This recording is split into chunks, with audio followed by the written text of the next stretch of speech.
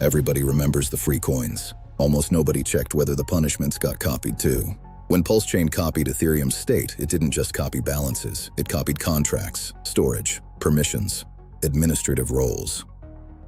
And buried inside certain stablecoin contracts was something darker, a list of wallets already marked untouchable. Those wallets weren't blacklisted on PulseChain. They arrived blacklisted, just an old verdict carried into a new world by code. The public story was simple. PulseChain copied Ethereum. If you held certain assets at the fork, corresponding balances appeared on PulseChain.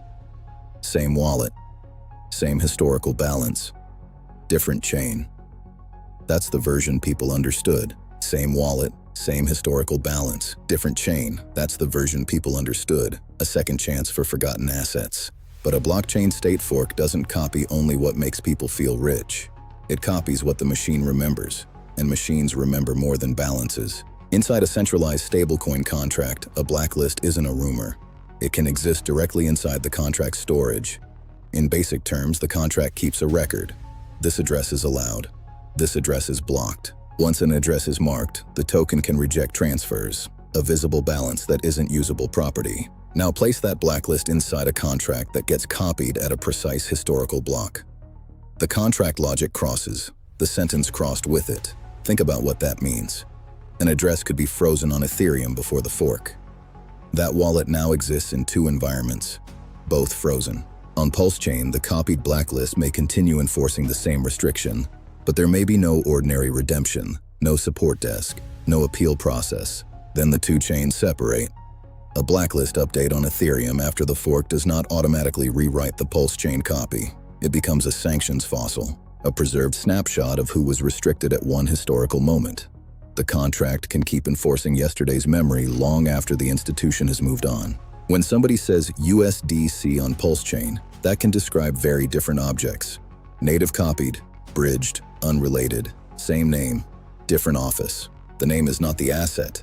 The root is the asset. This series is about tracing authority. Who issued it? Who can freeze it? And can the user leave? Now we reach the uncomfortable part.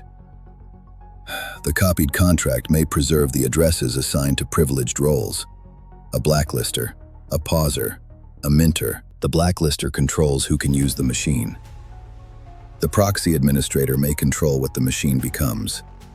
The proxy is the throne, retired in one kingdom, still king in another.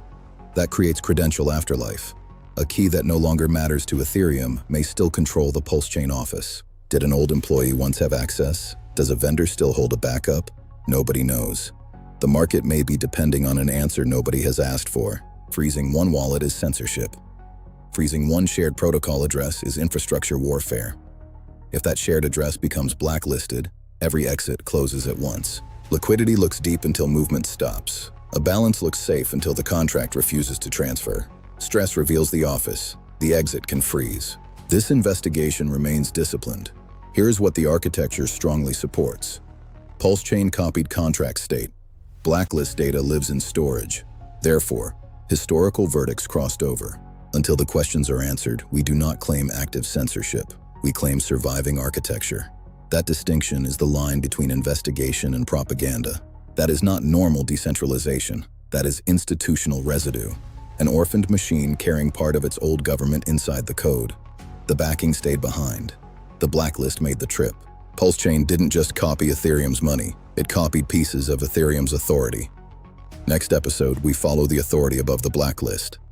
The institutions left. The code stayed, and some of the keys may still work.